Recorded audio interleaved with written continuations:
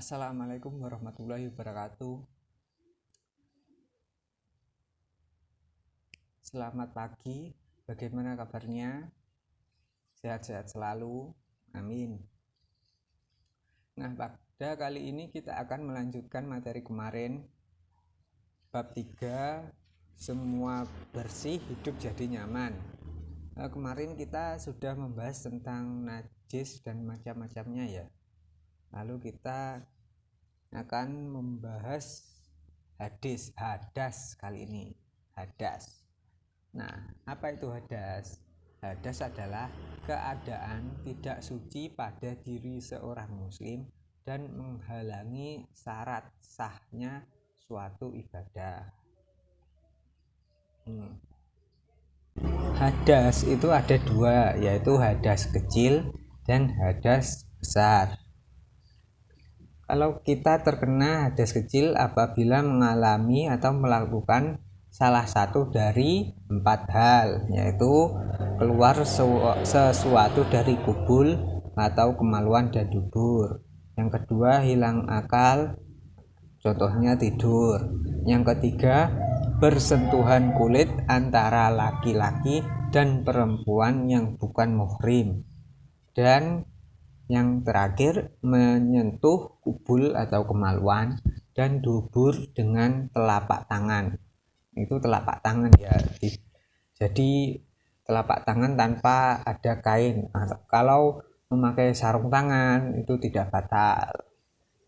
Jadi harus bersentuhan kulit ke kulit. Yang selanjutnya yaitu hadas besar.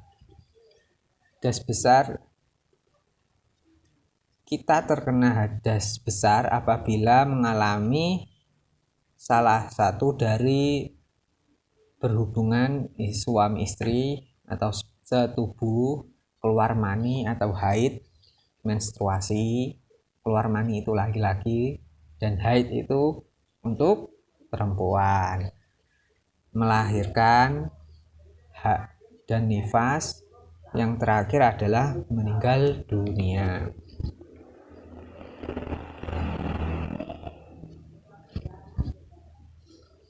Yang selanjutnya itu cara mensucikan hadas.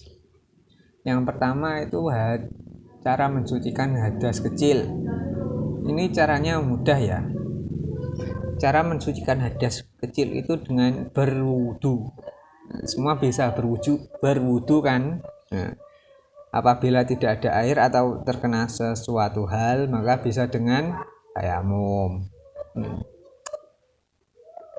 Kalau hadas besar itu dengan mandi wajib, yaitu membasahi seluruh tubuh dari ujung rambut sampai ujung kaki. Apabila tidak ada air atau terkena sesuatu hal, maka bisa juga dengan tayamum. Tapi kalau ada air dan jumlahnya banyak, ya mandi besar, mandi wajib. Tuh. Masalah hadas besar itu bagi perempuan menjadi sangat penting dan menarik untuk dipelajari. Perempuan mengalami peristiwa khusus yang tidak dialami oleh seorang laki-laki. Nah, ini untuk anak perempuan ya. Seorang perempuan itu mengalami peristiwa haid, nifas, dan terkadang istihadah. Sementara semakin penasaran bukan? Jawabannya dapat kalian temukan pada berikut ini. Nah, darah yang keluar dari rahim perempuan ada beberapa macam. Ada yang dinamakan haid, nifas, dan istihadah. Yang pertama itu haid. Haid yaitu darah yang keluar pada perempuan saat kondisi sehat. Adapun ciri-cirinya secara umum adalah kental, hangat, baunya kurang sedap, hitam, merah tua, kemudian berangsur-angsur menjadi semakin kuning. Ya, ini sebelumnya mohon maaf ya. Ini materinya sedikit kotor atau sedikit begitu karena memang ini penting untuk dipelajari, tahu. Laki-laki pun juga nanti kalau punya anak perempuan nggak tahu, loh kok seperti ini, itu juga harus tahu.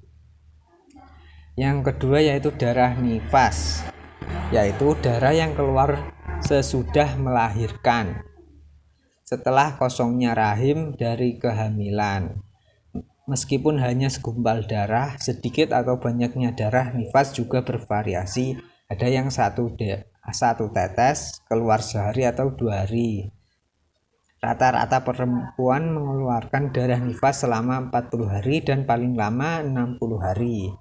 Adapun cara mandi wajib untuk perempuan yang nifas sama sebagaimana mandinya haid. Yang ketiga dan terakhir yaitu istihadah, yaitu darah yang keluar tidak pada hari-hari haid dan nifas karena suatu penyakit ya tentunya. Darah istihadah ada 4 macam, yaitu yang pertama keluar kurang dari masa haid, keluar lebih dari masa haid, keluar sebelum usia haid atau setelah masa menopause, setelah menstruasi. Dan yang terakhir yaitu keluar lebih lama dari maksimal masa nifas. Seseorang yang mengeluarkan darah istihadah tetap harus melaksanakan kewajiban sholat dan puasa. Apabila hendak sholat maka bersihkan darah itu, pakailah pembalut, kemudian ambillah air wudhu, seperti itu. Dan yang terakhir ini tugas kali ini. Nah, tugas kali ini cukup mudah. Di rumah kalian bisa membuat video tentang cara mensucikan hadas kecil. Nah, tadi kan sudah saya jelaskan bagaimana cara mensucikan hadas kecil, yaitu dengan berwudu. Nah, nanti kalian di rumah bisa memvideokan sendiri, dibantu dengan orang tua atau teman atau siapa gitu, dengan berwudu di video lalu dikirimkan di grup WhatsApp. Nah, kalau ada pertanyaan bisa ditanyakan di WhatsApp grup. Nah, itu saja pembelajaran pada kali ini. Apabila ada kurang lebihnya saya mohon maaf yang sebesar-besarnya. Wassalamualaikum warahmatullahi wabarakatuh.